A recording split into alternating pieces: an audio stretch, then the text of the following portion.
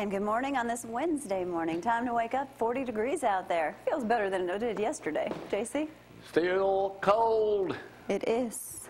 Good morning, I'm Jamie Cooper. Thank y'all for getting up with us. I'll keep my good eye on y'all today, my bionic. Let's get it cranking here. This is Athens in the AM on a Wednesday morning edition. It is a little bit chilly outside this morning. Tom in here on time, right on the bat. Roy, as always, going to tell us what we should not be drinking. Absolutely. How long did it take to put that little chart together, Roy? I didn't put it together.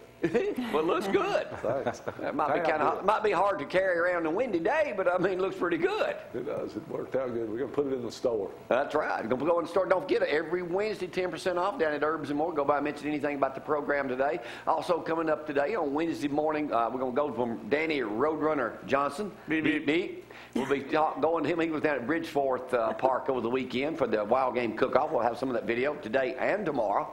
Also coming up today, Dr. Alan Coleman and Lisa return with us today to show introduce us to one of their new dentists that just arrived here in Athens. And Jennifer will be here from Chamber of Commerce. We'll be talking about this weekend's free, open to the public home and garden show here in Limestone County, down at the Limestone County Event Center. That's what's going on this Wednesday morning edition this morning, Cooper Company Live. Plus, I'm loaded with news, so we'll try to get to all that this morning. And, well, first, let me go ahead and break the news to y'all right now. Black smoke has just come from Vatican City. They have not elected a pope on their second round of voting. Now, I know everybody's on the edge of their seat, won't know what's going on. They'll take another vote later today. And as soon as the white smoke comes out, then they have a new pope. Hopefully they get one that's able to walk around for a few extra years this time. What are there, 2 billion Catholics in the world? Not one of them watch us. But anyway, let's get it cranking this morning. Here's Gloria with the weather. That's not necessarily true. Dr. Jan White, of course, does. But let's go ahead and talk about the weather. 40 degrees out there right now, but things are going to warm up. Not going to be quite as warm as it felt yesterday, or was yesterday anyway. High temperatures today around 49 or 50 with your low of 27, but full sunshine, so that'll be good. Tomorrow, high of 55 with a low of 40. Partly cloudy skies, but no rain to worry about. And we'll look at over the weekend. Looks like we could possibly see a little bit of rain on Sunday, carried on into Monday morning, but hopefully that Sunday will be it. And look at the temperatures on Saturday, 70. Well, I'm ready for some springtime weather, ain't you, Roy? I'm ready. Yeah. How's things will go in, everybody? Everybody's good. What about y'all? Yeah, doing good. Tom, what's up with you? Oh, not much. Just anxious to find out what happens today in Tuscaloosa with Mac and their Oh, I thought you were anxious to find out what was going to happen with the Pope. Well, I am that too. They sure get a lot of publicity. Well, ain't there more Catholics in the world than anything else? I don't think so. I really don't know. And we'll get this out of the paper this morning, too, Decatur Daily, because we didn't see it. Alabama Pope TV seen the world. I don't know how many people knew about this. You know, there's a Catholic church in Birmingham. It's been operating forever. Started in a garage. Get this. Started by a nun, cramped in a garage more than 30 years ago. It produces television broadcasts. Now, this is out of Birmingham. In 225 million households in more than 140 counties and territories. Right now, they've got a whole staff of 60 people at the Vatican. That's out of Birmingham. Wow. Pope TV, right out of Birmingham. That's pretty no good. idea. I wonder if they'd be interested in putting us on there and throwing our signal in to 225 million households. They should consider it. Well, they ought to. They really ought to, this morning. Hey, Roy, I'm going to switch over to some news stuff. I want to get your opinion on this morning. Let me go down here and find it. And this right here, a couple of things. One, let's talk about these military awards. You up to date on this? I don't think so. Well, let me update news from Production on new warfare metal halted. The Obama administration was going to give a medal that's higher than the Purple Heart to drone operators. I did hear about that. They have since changed their mind. They're changing their mind on a lot of things. But is that fair to veterans who have been in combat and won a Purple Heart, or anybody in combat, that a drone operator can sit behind the desk and operate that, so they kill a bunch of people, to give them an award higher than the Medal of Honor? No. I'm not Medal of Honor, Purple Heart. Purple Heart. No. I mean, they're actually the ones in battle. It's wrong. Yeah. So they've changed that now. Good. So, yeah, you're right there changing their ideas on a lot of things. All right, have y'all heard about Representative Ryan, the guy that ran about his budget? Yep, I like it. Well, but they have to accept it. This is the paper this morning. Will they accept update it? y'all on a little national news. I mean, you may not want to hear a lot of that, but here it goes.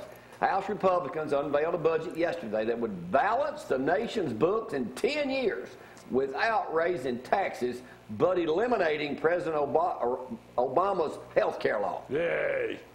Revamping Medicare for future retirees like us and creating just two tax brackets by cutting over $4.5 trillion in current spending over the next 10 years. It would balance the budget. I mean, he's got the answer. Are they going to listen? No. No, they're not going to listen. You know, the Senate won't vote anything in that a Republican comes up with. It's just that simple. All right, let me go to a couple of news items this morning that are absolutely, the news current this morning. Man accused of fondling 13-year-old.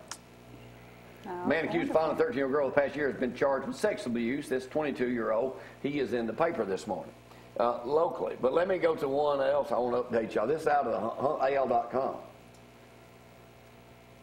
Huntsville, 3 charged with sex crimes in Madison County. Madison County Law Enforcement Agency arrested 3 people for different sex crimes and torture yesterday. And torture. Yeah, one record show a 50-year-old man. Then it goes down to a 65-year-old man, Barry Dowdy of New Hope. Went to school with him. Oh. 65 years old, charged with first-degree rape, sexual torture, incest, and 2 counts of first-degree sodomy. Good gosh. Booked on $82,500 bond. Now, I know this guy. That's sick. I know this guy. I hope you don't know him very well. And I want to say he did something with the church that we visited over when we'd go with my dad. I want to say he picked up...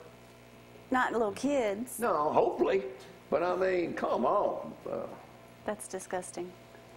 Very disgusting. You never know Evil about people in these this days. world. Evil's the word. Some people are just, what's up with these older guys Perverts. with these kids? Sick. Yeah, just that's the word. I mean, come on. Beyond sick.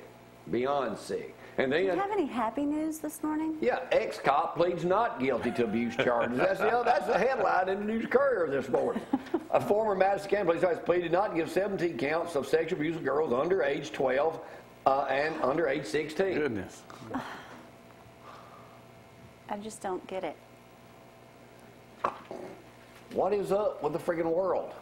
Well, there's worse things, I'm sure. All right, let me get off of that for a minute. We'll give something else. Roy, what are you going to talk about here today with that chart you got? We're going to talk about how bad sugar is for, the average person.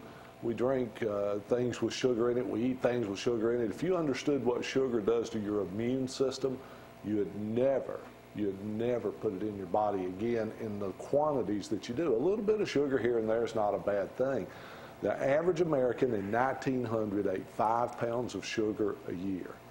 The average American in the year 2000 is 180 pounds. Whoa. And that's in 2000, not 2013. No, it's even worse now. You said 5 pounds of sugar around 1900. 1900. There was no obesity. There was no type 2 diabetes. People living exceptional lives, and they want us all to believe that we're living longer now than we were then. That's a lie. I can explain that to you later. But the fact is, Wake 'em up, Roy. It just is. It's just they don't even take into consideration the mortality rate of children that were dying before the age of 1. And when you figure that in, we're living less time now than we were then. And you cannot live to be old eating that much sugar. And we'll explain it in more detail in a minute. 100-something pounds of sugar? 180 pounds is the average consumption of sugar in America. But sugar's in everything. It is. They put it in everything now. But you have choices of getting rid of some of the items he's about to show you. Speaking of living longer, we were watching ABC News the other night, and it showed this marathon. A 101-year-old man just completed his second or third marathon. Started running when he was 89 years old. Yep. I saw pictures on that last night. That was pretty remarkable. It's incredible that they can do that. But there's something coming, y'all, that everybody better be ready for. And I'm going to tell you right now, Trivarian International is going to be the first to release it as a marketing product in America. It's going to have to do with telomeres, and that's to do with your genetic code. Listen, they're saying at 200, living to the age of 200 is not impossible. Oh, get out. No, listen, I'm serious about what I'm talking about. In major scientific research on this stuff. 200? 200. You know how many times I could be married that length of a lifetime? No doubt. 200. Listen, I'm going to try to work something in here a little bit later on this morning with Danny Johnson, the old road runner. So let me take a break. We'll come back and do some news in just a second, too. So they'll stay up here with me. Y'all hang on.